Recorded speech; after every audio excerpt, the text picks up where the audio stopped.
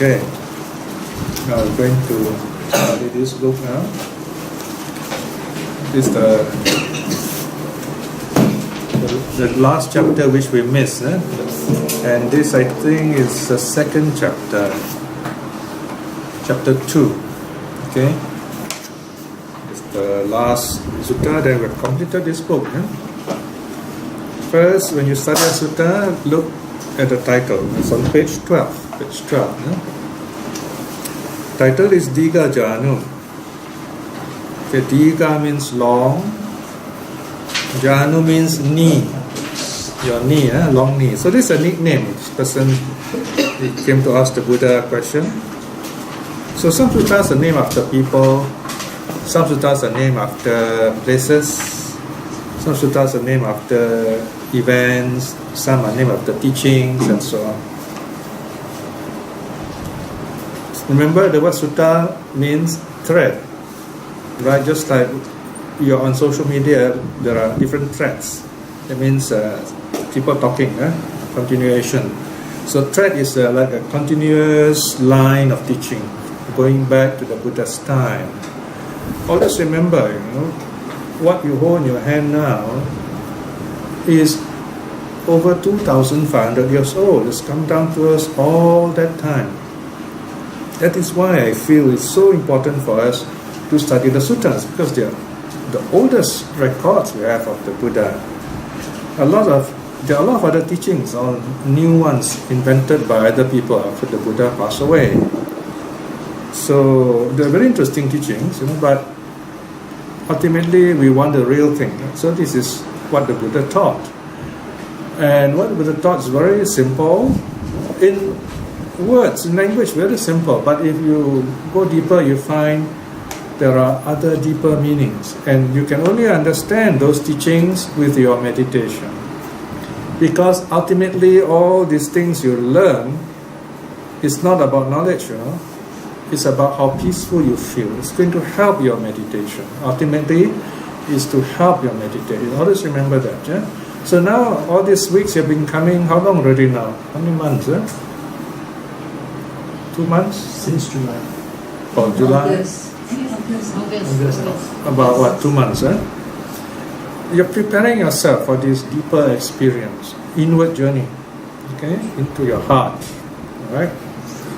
So, this is the real thing, authentic teaching, Sometimes you go for talks, you hear other people telling you jokes and you laugh a lot. So it's a very nice talk.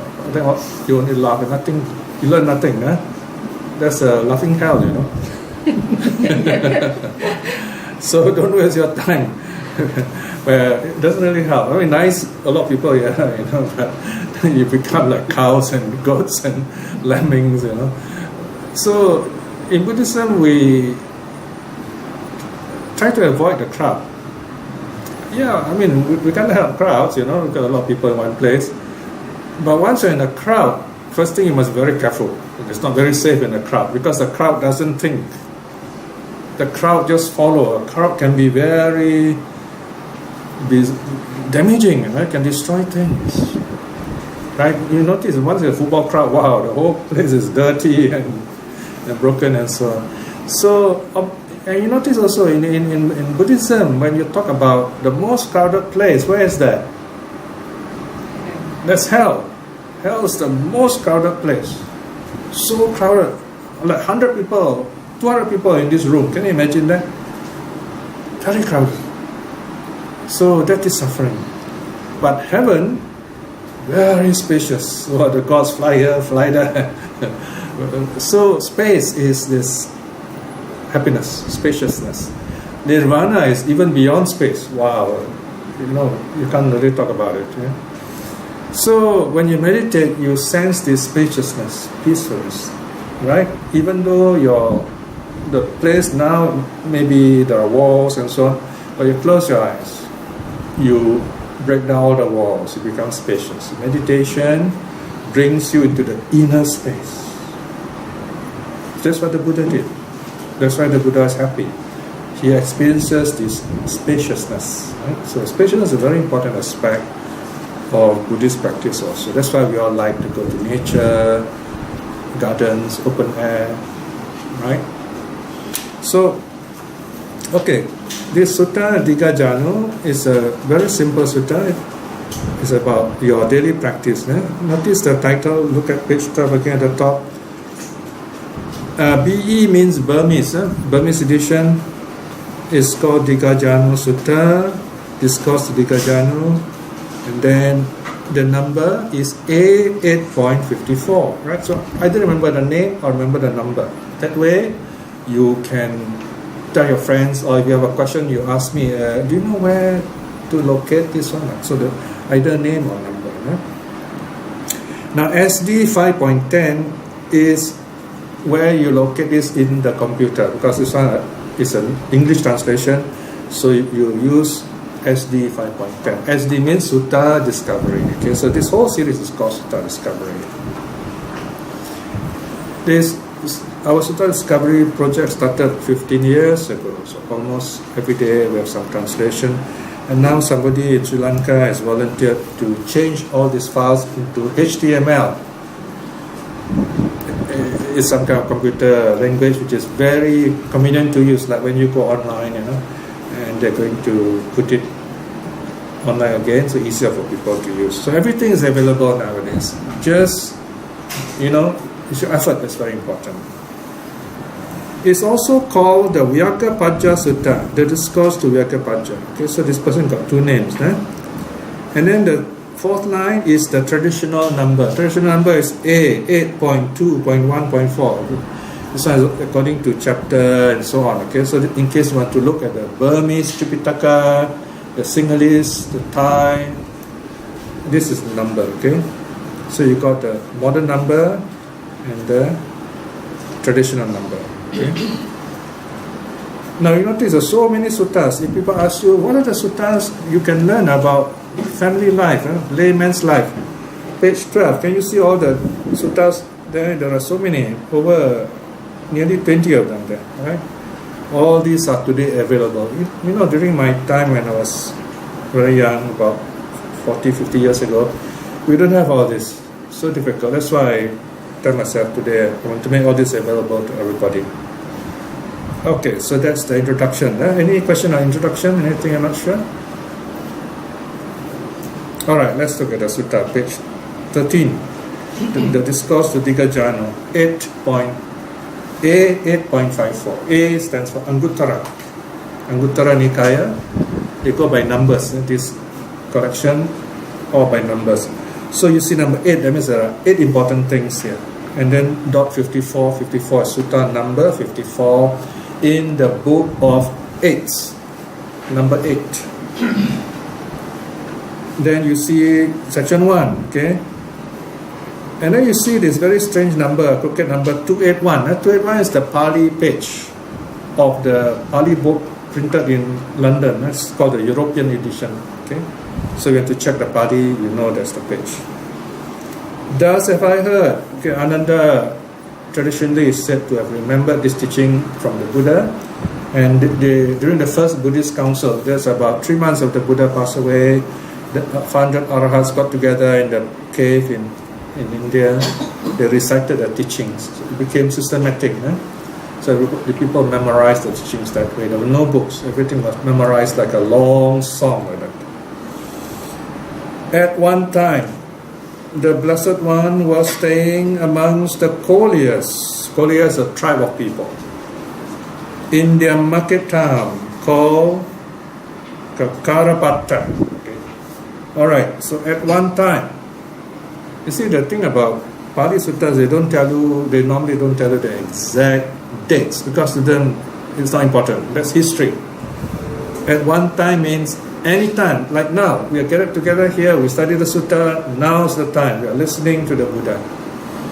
You want to see the Buddha, the real Buddha, not the statue or picture, because the Buddha doesn't look like this. This is our idea of someone peaceful so we can practice meditation, right? The real Buddha is even more beautiful. You want to see the real Buddha, you have to look into the suttas deeply until you feel so peaceful. The Buddha once said to this young man who has a lot of faith in the Buddha, He see the Buddha and fell in love with the Buddha right away and became a monk just to look at the Buddha. So in the end, somehow the Buddha taught him and he became enlightened. Okay? He is called Wakali, and he is the foremost of the monks who has faith. He didn't learn anything, he just looked at the Buddha. Then the Buddha says, what is there to see in this body, in this vile, rotten body? There's nothing there. He who sees the Dharma sees me. He who sees the Dharma sees me. He who sees me sees the Dharma. Okay? So here you see the Buddha playing on words again, from the worldly meaning to the higher meaning. He who sees Dharma, you see with your eyes, you read, and then you say, oh, I understand. You say, I see, right? Different meaning of see. So from one level, you switch to a higher level, see. And then there's an even higher level, you see the Buddha. That means you attain some level of awakening. What's the meaning of see Buddha? You don't see Buddha as a human being here. The Buddha represents the Dharma. Once the Buddha gets enlightened, he becomes the Dharma. His actions, body, speech, and mind, all Dharma. In other words, this represents non-self. Non-self. So this is a bit deep teaching, okay? So here is just a way of talking about Buddha. You can see the peacefulness of the Buddha. That's been at one time. Any time you study the sutta, that's the time. That is why the sutta is given to us. The Blessed One was staying among the Kolya. So this means the Buddha has come down into our world.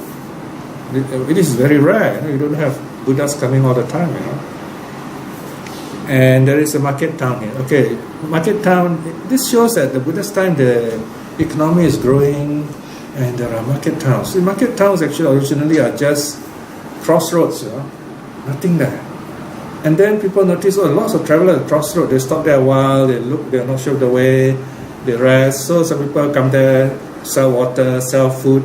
And then slowly one thing led to another. That crossroad became a town. It's called market town, okay? And it's like a market. There's a market there also. So first you have the villages, and then your market town, and then the cities. There are 3 levels of urbanized or habitat area in Buddha's time. Market town, and they got the Indian name there, and then the story starts. Then Digajanu, a native of Kolya, approached the Blessed One, saluted him, and sat down at one side. Sitting down at one side, he said this. He said to the Blessed One. So here someone comes and see the Buddha ask questions. So those days they are very curious. Because Buddha's time is very peaceful. The kings are fighting, but after that it's peace. And there was this big country. People are more free to move. That means trade, commerce also grow. People become richer, become more peaceful. And when people are peaceful, that means they have more rest. They can rest. And when they have a lot of rest, then you have a lot of time to think. When you have a lot of time to think, you start worrying. Start wondering, what's the meaning of life? What are we? Now I got all this money. Is that all? Like that. All this kind of question. So it's a time when there's intellectual ferment. Kind of people are growing intellectually, they're growing spiritually, and the Buddha arose at that time. So a lot of people come asking all kinds of questions. This is one of them. In fact, this sutta is about how to be happy in this life. Okay? But there's a surprise in the sutta which I won't tell you yet. Okay, so his question is Bante. Bante simply means sir. It can mean to lay person or to monk. Bante is just like our local people, we say Tuan, right? The funny thing is some of my students, many years ago when I was a monk until now, so they knew me as when they were very young. So now they still call me Bante. Anyway, I told them it's okay because it means sir. That's all. That's it. The monks have got no special title in those days, but if they do any term, it's called Ayasma. Okay, Ayasma means the venerable one. Okay? That one is especially for monks. Ayasma is a very interesting word. It's just like in Chinese, you use the word Lao in front of someone's name. So Ayu, Ayasma means someone with Ayu. Ayu means age, someone with age, an old friend, something like that. Yeah, old elder, okay, something like that. Okay, so the question, Bante, We are laymen who enjoy sensual pleasures. Okay, very familiar, right? So Digajano didn't say, I want to be enlightened. He says, we are laymen, we enjoy sensual pleasures. We got family. In other words, sensual pleasures means what? It's the five senses. Eye, what we see, ear, what we hear, smell, taste, touch. Okay, five senses. Normally we don't include number five, thinking, because we don't think very much, just want to enjoy. Okay, so these are the five senses. Alright. We dwell in a home crowded with children. We enjoy Kasi sandalwood. Or today maybe we say perfume imported from Paris. Okay, so Buddha's time is Kasi. Kasi sandalwood, very nice smell. Kasi cloth, very Benares cloth, very fine. We wear garlands, scents, perfume, and makeup. Those days when men wear makeup. We enjoy gold and silver. We use jewelry and money. So here, gold and silver also refers to money. So here you are, typical lay people. Bhante, to such as us, let the Blessed One teach the Dharma. Teach those things that lead to welfare and happiness both in this life and the hereafter. So how do we be happy? We are lay people, we're not monks. We want to be happy now and happy in the next life also, future life. So it's a big question. Alright, now, as usual, remember when you study a sutta, as the translation, look at the headers. So you have an idea what you're heading for. A, worldly welfare. And then look for B, where's B? Okay, B is on page 16. Spiritual welfare, right? So there are two parts, right? Of course, obviously the Buddha won't just talk about worldly welfare only, although in the first sutta the Buddha did a short sutta. Actually, it's not the Buddha the Buddha gave a lot of talks every day. What happens is those monks listen and then they chant the suttas, So some of them remember only one part. So it appears as if the Buddha just teach them. Actually, imagine the Buddha is talking most of the day. Right? Alright, so now the Buddha answers the question. He's going to talk about worldly welfare. Section 2. By the way, if there's any word here, any concept you're not sure, put up your hand, okay? Now, one thing I must tell you, when I start teaching you, I just talk to you, because to me these are like musical notes. I just play according to the audience. You're very calm, you're very happy, I tell you more nice things. If you are not attentive, then I say, okay, let's cut short the sutta, I tell you short things. So it depends a lot on the audience. So, but if you have intelligent questions, fine, you can ask anytime. Alright, then I'll answer to you too. So, don't assume one word you say never mind, and then later you miss a lot of things, right? So don't be afraid. If it is important, put up your hand anytime related to the sutta. Okay, so the Buddha first will make us like a summary, like a syllabus. He'll tell you, okay, this is what I'm going to talk about. Section 2. These four things, Vyagapaja. So he calls him by his family name, Vyagapaja. Digajano is his nickname. It means long knee, probably his knee is very broad. Okay? So Buddha says, these four things, Vyagapaja, lead to the welfare and happiness of a son of family. Son of family, that means it can be a young person, can be someone with a good family. In this very life, what are the four? If you want to be happy in this life, four things you must do. You must be accomplished, that means you must be very good. Accomplished of diligence. Notice the Pali, Uttana Patisam, Uttana Sampada. Uttana means rising up, making effort. There's a sutta just by this title, now in volume 51. Uttana, to rise up, okay, to get into action. Diligence, that means vigilance, hardworking, carefulness. Number 2, the accomplishment of watchfulness, araka, watchfulness, it means care. This is a summary first. Number 3, Spiritual friendship. Kalyana mittata. See here, I purposely put a Pali, easy for you to learn some basic Pali first. Kalyana means good, beautiful. Notice in Pali, Kalyana can mean good, can mean beautiful. This is called polysemy. That means extra meaning. One word has many meanings. Sometimes in English, one word, one meaning only. This is called technical. So this one is the problem in translation. Sometimes how to translate one word, so many meanings. Mitta means friend. Sanskrit, mitra. And the noun from mitta is metta, loving kindness. They're all connected. The ta, mittata, makes it into an abstract noun. Friendship, mittata. Number 4, balanced living. Sama jivita. Familiar word, sama. Malay also sama, right? We say sama-sama, right? So Pali is sama. It comes from the same language. Sama means same, yes, but here it means balance. Okay, jivita, okay, life, balanced living. Okay, so that is a summary, and then after you can see each of these 4 is given in some detail. Section 4. What is the accomplishment of diligence?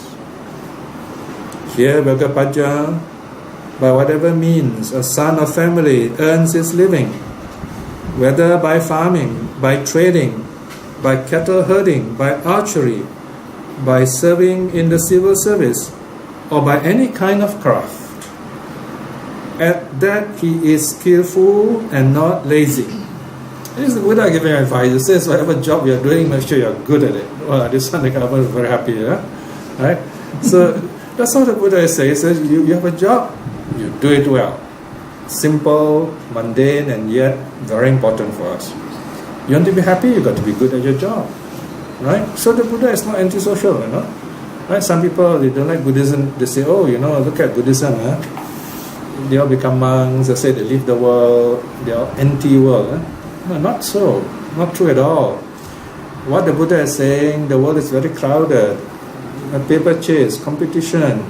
You're not happy, you have an alternative life. You can become a monk. And many of these good monks, very intelligent, they're very inventive, and they, in the temples you find they prepare a lot of good teachings. You can learn a lot from them that way. So you have to be skillful and not lazy. Very simple as that says there. He has a sharp inquiring mind as to ways and means to accomplish his task. This Vyagapaja is called the accomplishment of diligence. Sharp and inquiring. Right? So this is how you become good in your job. So you got to find out all you can about what we are doing, for example. Right? So this is the first advice. Very simple, very mundane. Be good in what you're doing. It's a Buddhist principle, mind you. Alright? Number 2, okay, section 5, we can see brackets 2. What is the accomplishment of watchfulness? Araka sampada. Care. Or jaga, as we say in Malay. Here, Vyagapaja, whatever wealth the son of family receives through work and zeal, whatever you have earned through your work and your effort, he gathers by the strength of his arms, earns by the sweat of his brow, and justly obtains by right means. Whatever you earn, such he guards and watches over. You must guard this wealth you have got, okay, very carefully, so that kings would not seize it, thieves would not steal it, fire would not burn it, water would not wash it away, unloving airs will not take it away. This Vyagapaja is called the accomplishment of watchfulness. So number 1 is gather wealth. Number 2 is protect your wealth. Don't lose your wealth. So here the Buddha gives 5 warnings. Number 1, be careful. Don't let the king take it away. When does the king, Buddha's time that is, take it away?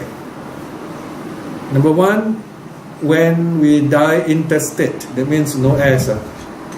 Buddha's time they got all these laws, you like make a will and then hand over to the children, or the family got no children, then the king will take over everything. It belongs to him, right? So you lose your wealth, right? So that's one way. Another one is, of course, you fine. Today we are living in a fine country, okay, right? So you lose money that way. So keep to the law, basically. Don't lose your money. Thieves do not take it away, so keep it in banks. Don't go and bury under the banana tree or something, right? Keep in a safe place. Now, next one's very interesting. Make sure fire does not burn it, water does not carry it away. What is this about? How do you prevent all this? Right? This is what I like to tell my friends who are insurance sellers, and you can see their face light out very happy, I say, hey, you're selling insurance, the Buddha teaches about insurance. So you study the sutta, and you can teach the Buddhists, then they'll buy your insurance, okay? Here, in other words, make sure you are insured. So even if you lose these things, you somehow get compensated. Right? So look, in the Buddha's time, there is this idea of insurance. Fire won't burn it, water won't carry it away, right? Unloving heirs will not take it away. Sometimes, we have family members who are not very wise, so they waste money. So that's one way the family can have difficulty too. Okay, so this is the number 2. Second method, protect your wealth in every way, proper way. Can you remember now? First, gather wealth honestly. Number 2, keep your wealth safe. But that's not all. Number 3, section 6. What is spiritual friendship? Here, Vyagapaja, in whatever village or market town the son of family dwells, he associates, converses, discusses with householders or householders' sons, young men mature in virtue, and old men mature in virtue, endowed with faith, moral virtue, charity, and wisdom. Okay? So here, in other words, the friends that he has, they are all good. They keep the precepts. Whether they're young or they're old, they're mature in goodness. They keep the precepts.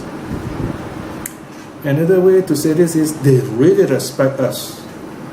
Respect means what? Respect doesn't mean old must bow to, young must bow to the old. It doesn't mean that. Respect means more than that. Respect means you know people for what they are, and you understand. That's the way they are.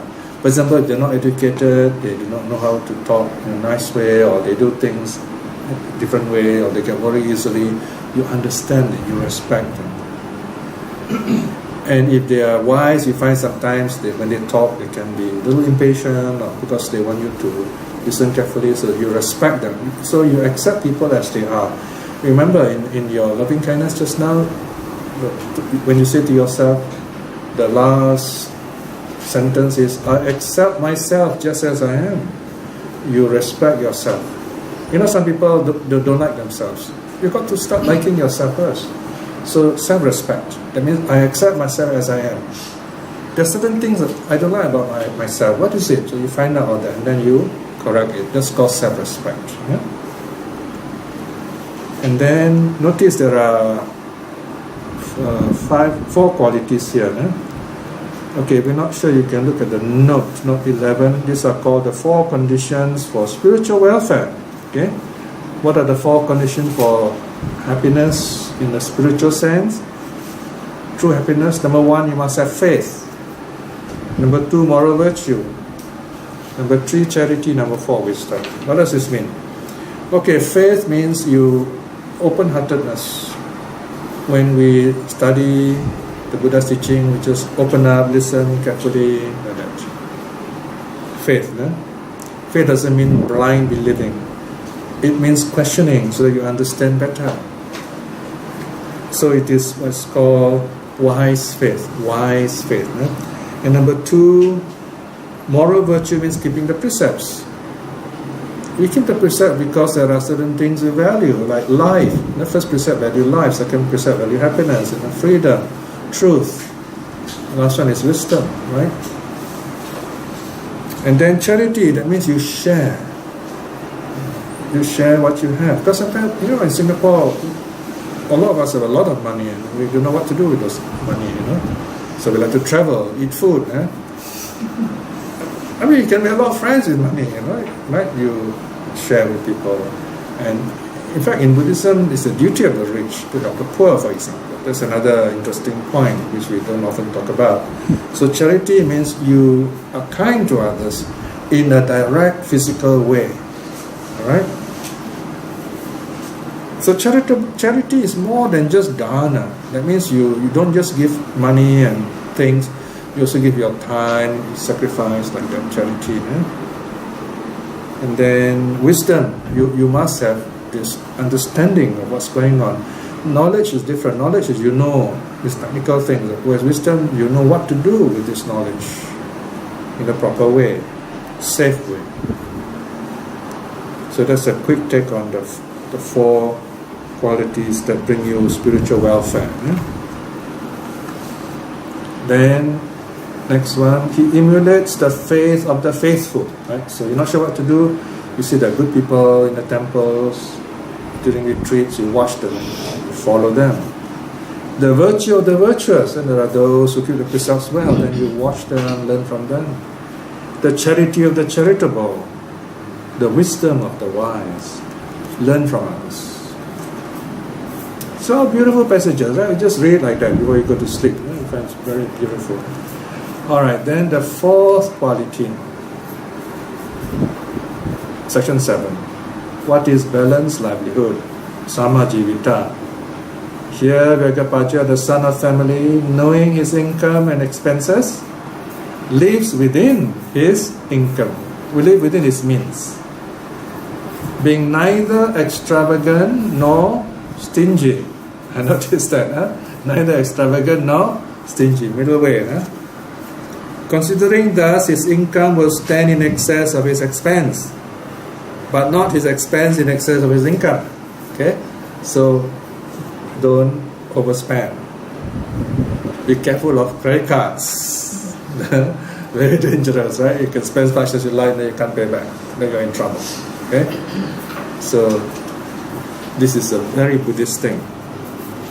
Then the Buddha gives an example of an analogy, comparison, section 7.2. Just as a scalesman, someone who makes scales, or his apprentice knows on holding up the scales that by so much it has dipped down and by so much it has stood up, right? So the scalesman waiting, he knows, okay, this is the right measure, this is balanced, not balanced. So those days they have this very complicated, I remember when I was a kid, my mother used to use it. We call it a daching, in Malay. You carry out like that, it's a stick, and you put your stuff here, and then that's how you got all kind of weights, from big one to small one, and you start putting until you get it balanced up. There is a needle there which shows it. Okay? Yeah, the Chinese measuring shop. Yeah, the Chinese measuring shop, because they use it for measuring small things. Okay. Even so, a son of family, knowing his income and expenses, live within his means, balanced life. Once you see the italics, that means it's repeated. Okay. Then the Buddha gives a warning. 7.3. If Vyagapaja, a son of family with little income, leads a luxurious life, there will be those who say, this son of family enjoys his wealth like a fig eater. Okay, here's a problem. It is an Indian cultural allusion, Indian way of talking. We don't know what it is, right? So we've got to explain. A fig eater, it eats a bit, it throws away. Or that's one meaning. Another one is fig tree. He wants to eat one fruit, he going to knock the branches, and so many fruits fall. And it's wasted, and just eat one fruit only. So a lot of wastage. That's called fig eater. Children, we have to do that. If we knock, a lot of fruit fall, we just take one. So a fig eater. So don't live your life like a fig eater. Alright? Don't waste your wealth. Then 7.4. If you are Gapaja, the son of family with a large income leads a mean life, selfish, then there will be those who say, this son of family will die of starvation. Okay. This Vagyapaja is called balanced living. Now, what's interesting here, notice the Buddha is not saying it's good or bad, This is what people will say. So this is where the Buddha makes use of what's called social sanction. In other words, we've got to fit in the society, basically. This is very Confucianist, in a sense, right? This is not a very common Buddhist teaching, but remember, this is for a layman on a simple level of living. So you say, well, for you, surely you care what people say, right? So if you live like this is what people will say. They won't respect you. We're talking about respect here, right? It's not just social sanctions, more than social sanction, of course. It means what kind of life are you showing to the public, right? So if you show a good life, then the public also will follow you. Then you become a good example. Then you have a good society, right? So there is that other aspect. Right? Everything clear enough? Okay, we finished the first part and then we stop a while, a bit more. Now the Buddha is warning us how to be careful so that we don't lose wealth and we gain wealth. Number 8. These are the 4 ways of losing wealth. Thus built up, right? So the wealth you have built up, you've got to watch out. Womanizing or lechery. Okay. Now here the language a bit what do you call it, masculinist, because the Buddha is addressing a man, so he said, well, don't womanize, because you womanize, you can do a lot of trouble, right? Because if you have one wife, you need to spend money with her and the children, family. If you have another woman, well, you have a double expenditure and so on. Even if a lot of money, you also have a lot of trouble. Okay. Number 2, addiction to drinking. Again, you can lose money and a lot of trouble there. Remember, we do the Sigalovada Sutta, all the dangers are given, mentioned there. You lose your reputation. Number 3, addiction to gambling. Wow, this is really terrible, gambling. We know how serious it is in Singapore.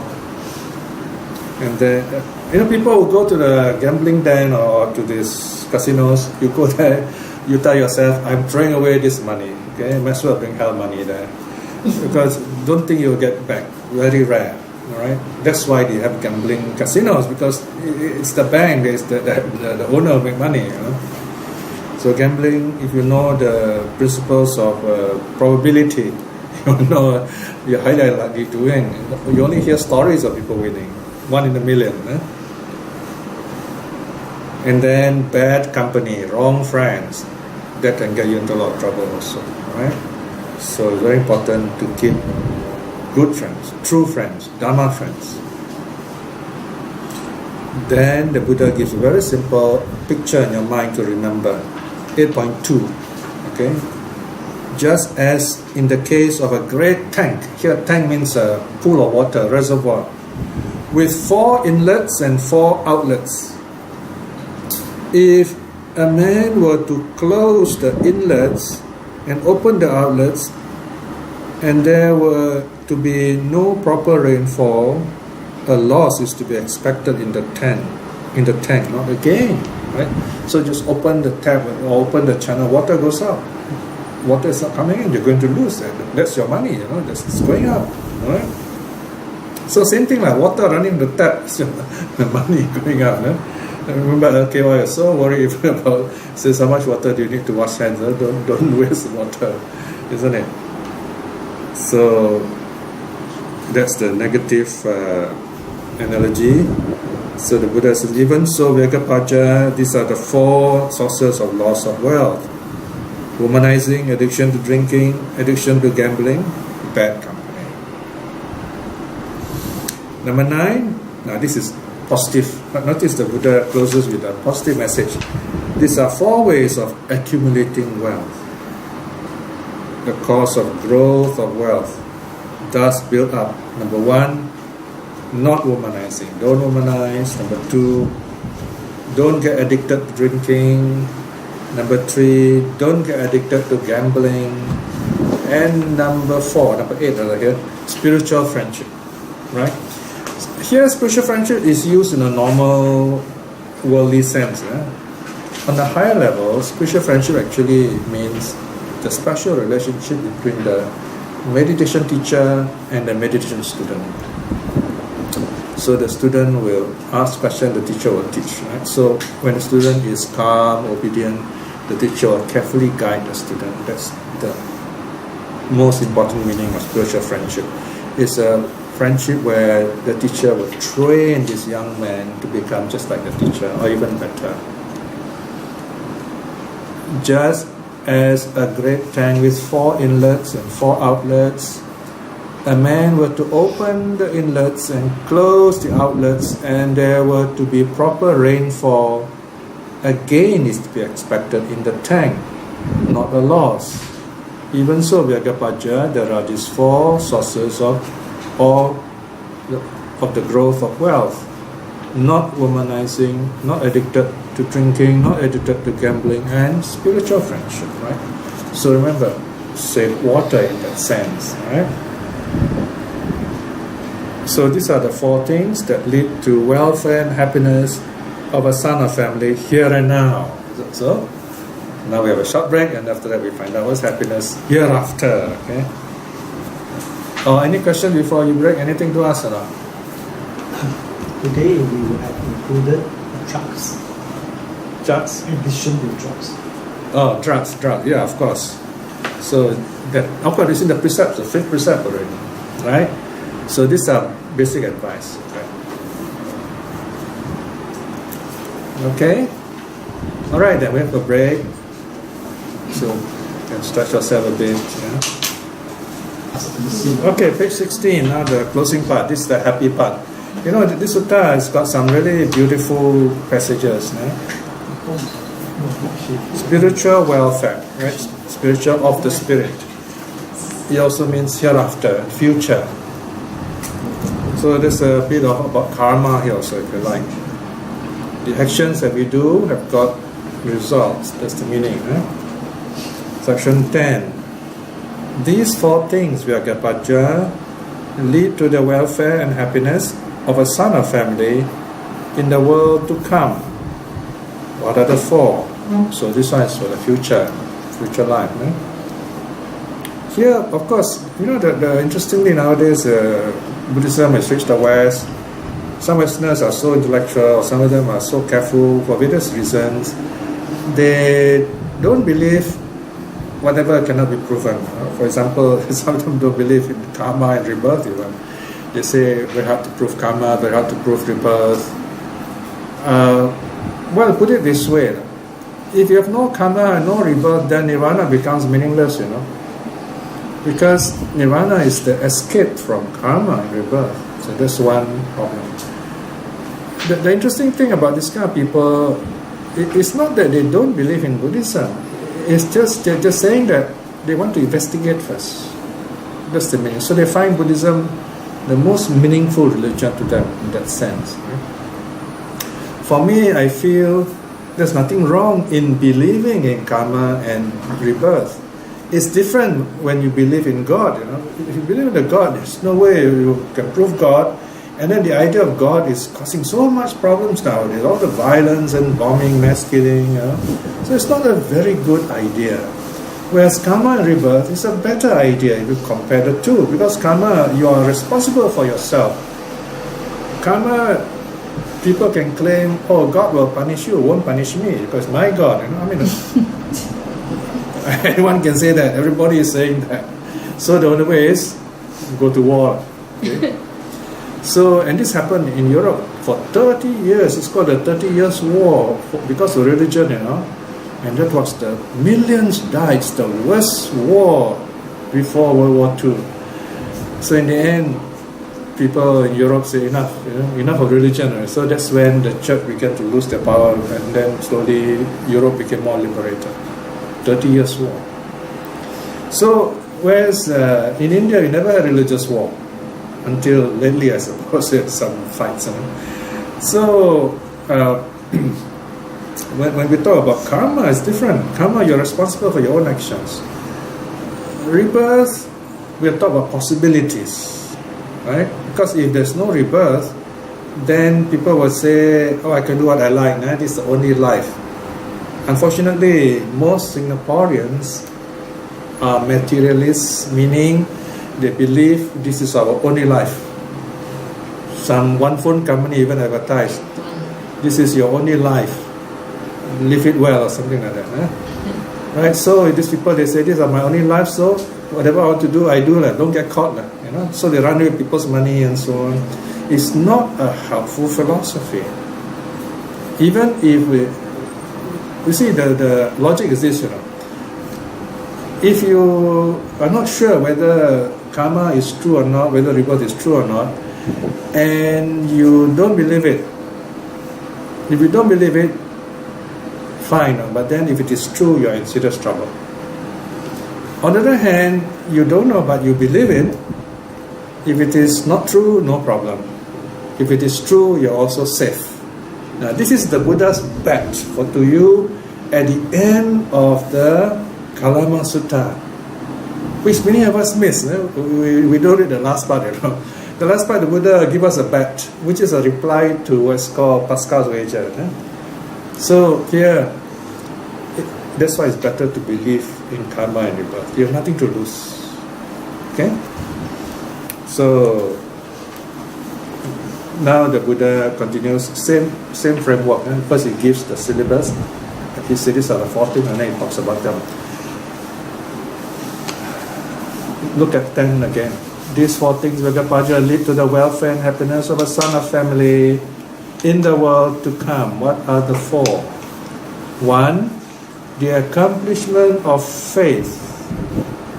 2, the accomplishment of moral virtue. 3, the accomplishment of charity. And then 4, accomplishment of wisdom. We already mentioned this earlier, remember? Look at the Pali word. Saddha, Sila, Chaga, Panya. Notice number 3, charity is Chaga.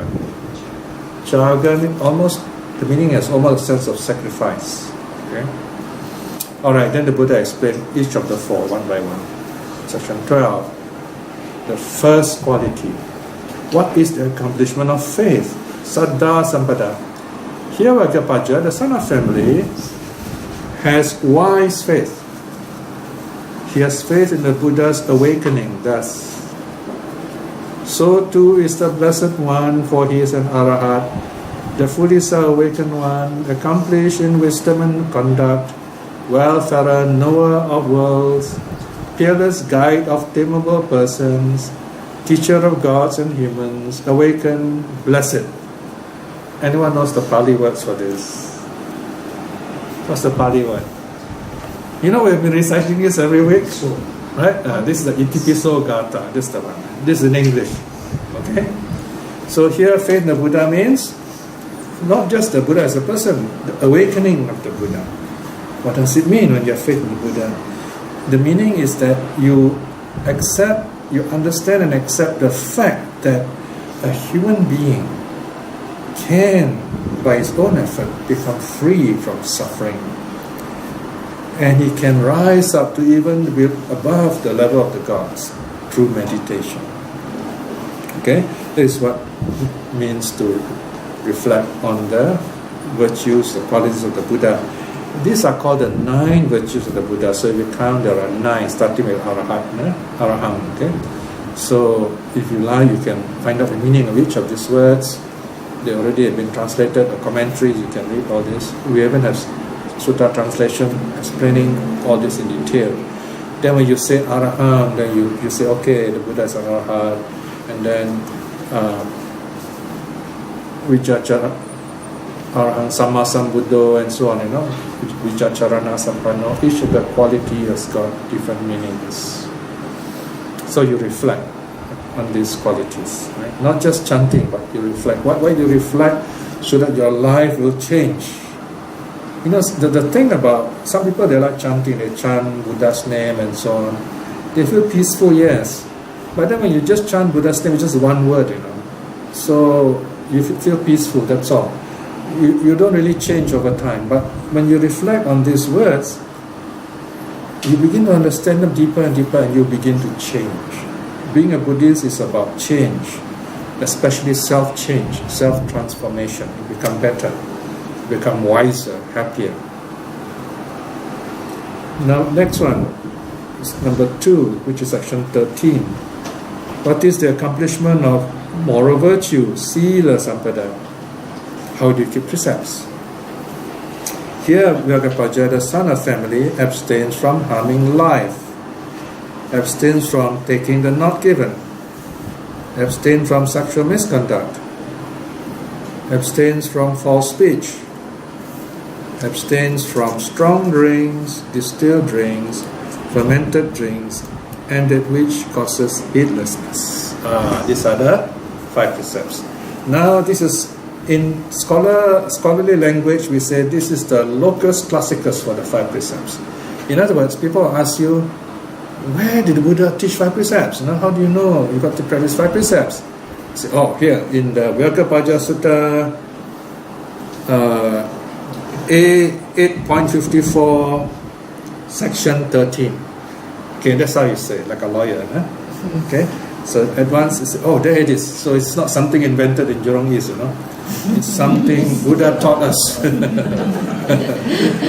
Something the Buddha taught us. That's the meaning. You locate the teaching. So just make a note. Okay, this 5 precepts are here. Because there are many other suttas, they only mention 4 precepts, the first 4. Probably this is the early time. They only mention 4 precepts. Then the Buddha found, wow, people are getting drunk. So I think better put in the 5th precept. So in the end, the final number is 5 for lay people. Alright, so this Vyagapaja is called the accomplishment of moral virtue. If you want to be morally virtuous, keep the precepts.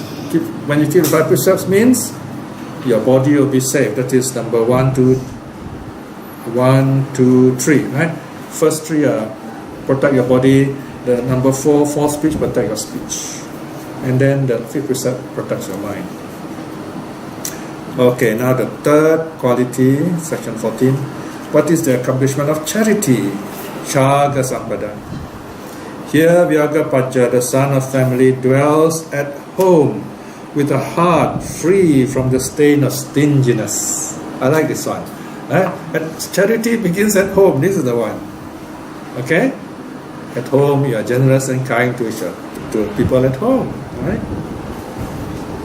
Devoted to charity, open-handed, delighting in giving, devoted to alms giving, delighting to have a share in giving. This last line very important.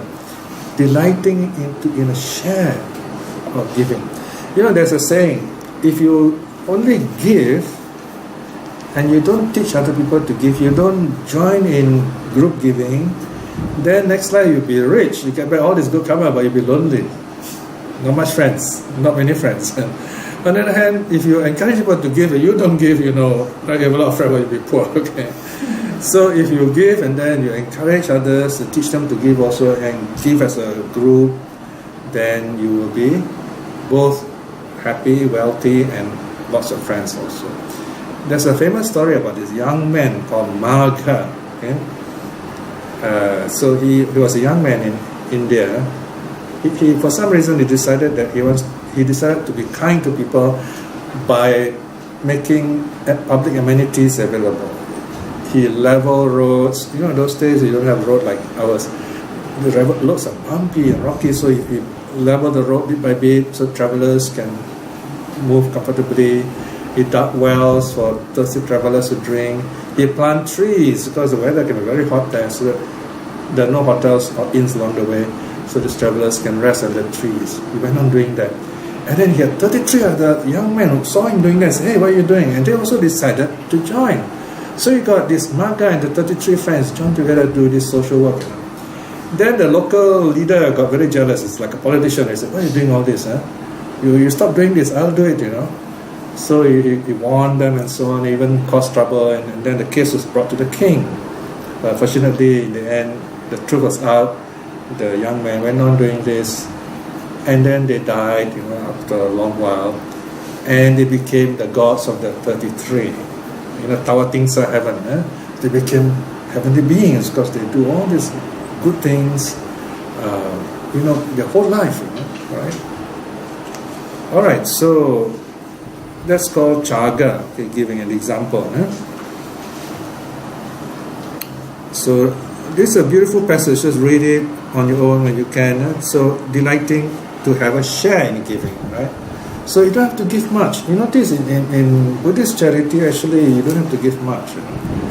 You notice some of the monks when they come to the temples or association, there's so many devotees, and you only, let's say, 2 or 3 monks, sometimes only 1 monk. And then people bring so much food, and that monk cannot eat. And so people want to put food for him. 1 person, 1 spoon enough already. Once I counted, I was eating at the hawker center. I said, I wonder how many spoonfuls of food do we need? So I counted 1, 2, chew, and then 1 more, chew, and then 1 more. I said, well, for me, about 25 to 30 spoonfuls, enough. That's the average number of spoonfuls of food you get from the hawker center. All right, you're full already, right? So imagine that for the monk, maybe you give even 30 or 50 spoonfuls, a bit extra, because he takes only, let's say, 1 meal a day, or let's say afternoon. So each person just give 1 scoop. That's all you need to give. You don't have to bring a lot of food. The food that you bring, everyone shares it after that, right? We all eat it. It's a blessed meal. You enjoy it. Okay, so you can eat the kind of food. It's called sometimes it's called the blessed remains. Okay? Yeah, Sesa Mangala. Alright? Okay, so remember, this delighting to have a share in giving is a very important principle. 15 is the last one, number 4. What is the accomplishment of wisdom? Panya Sampada. Okay, this is the key one, for Buddhist practice. Here, Vyagapaja, the son of family, is wise, possesses wisdom directed to the rising and falling away of phenomena. Notice the Buddha smuggled a bit of Dharma here into the mundane teachings for Vyagapaja. He says you direct your wisdom, direct your mind to the rise and fall of things. This is a perception of impermanence. You do this, you become streamliner. He didn't tell Vyagapaja, see? So remember, this one highlight, you make a note, very important. This is the only practice here. So for lay person, this is your key practice in terms of meditation, bhavana. Loving kindness, precepts, 5 precepts, right? Moral virtue, 5 precepts. Meditation, reflection on rise and fall of things, watching impermanence. And that is noble and penetrative. Noble, that means it leads you to the path of awakening. Penetrative, it cuts through ignorance and craving, leading to the complete destruction of suffering.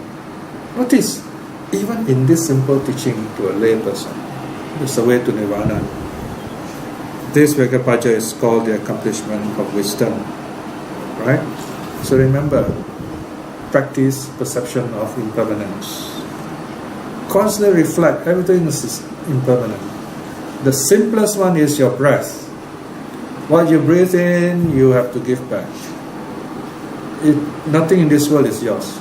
The most important thing is your breath, your life. Even that, you cannot keep the breath. You take in, you give back. You take in, you give back. That's the key impermanence reflection you can do. And that will lead you to stream winning in this life. If you do it regularly, something happens to you. You begin to realize, don't be too attached to things. It is not what you have, it's what you use, what you are, that really makes you happy. What you have will one day disappear, go away. What you are, you take with you, the goodness that you have done. Okay? So this is a reflection on impermanence. Right? And then the whole teaching closes with a verse. This to help us remember. I normally put the Pali here. This is the old book. And you want to put the Pali in. Section 16, verse 16. Industrial, eightfold, skill in his work, living a balanced life, protecting his wealth, faithful, accomplished in virtue, generous, free from avarice. Avarice means selfishness. he forever clears his path to well-being hereafter. Right? So this summarized in 4 lines, all the first part. And then the future happiness, section 17. Thus, for the faithful son of family, these 8 things have been declared by the one whose name is truth, it is the Buddha of course, to bring happiness to both worlds, to welfare in this world and to happiness hereafter. Thus, for such laymen, their charity grows as merits. Right? So there you are. The Diga Jana Sutta, also called Vyagapaja Sutta. It's a sweet little package for us. This is a shorter version of the Sigalovada Sutta. Right? Sigalovada Sutta is very long and detailed. But this one is very brief, very clear. We call it succinct, right to the point. Here then. Okay, so let us now spend a short while to reflect on this very wonderful occasion. We have not failed to come for all these sessions. We have completed this book called Happiness Here and Hereafter with some basic suttas on the Buddha's teaching. Always remember, it is not easy to get the Buddha's teaching. We may think, oh, it's so convenient, we come here, hear the suttas. There are many people in many parts of the world who cannot even get the suttas. They cannot even have a session like this. So here we are, we're able to do all this through various hard work our predecessors have done, and here we are, gathered here in peace, gathered here especially to dedicate ourselves to the 3 jewels. And this is very wonderful good karma. By this wonderful good karma, let us send out and radiate loving kindness to ourselves, that we may be well and happy, to continue to practice the precepts, to cultivate our mind and build up our wisdom, to continue to be good Buddhists so that we will awaken in this life itself.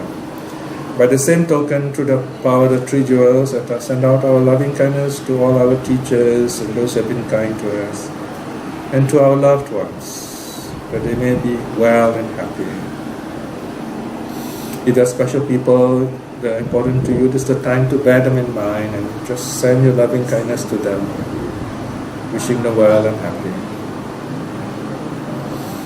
And also, finally, to all those who have difficulty with the Buddha's teaching, may they quickly resolve the difficulties and see the true teaching in this life itself. May all beings be well and happy.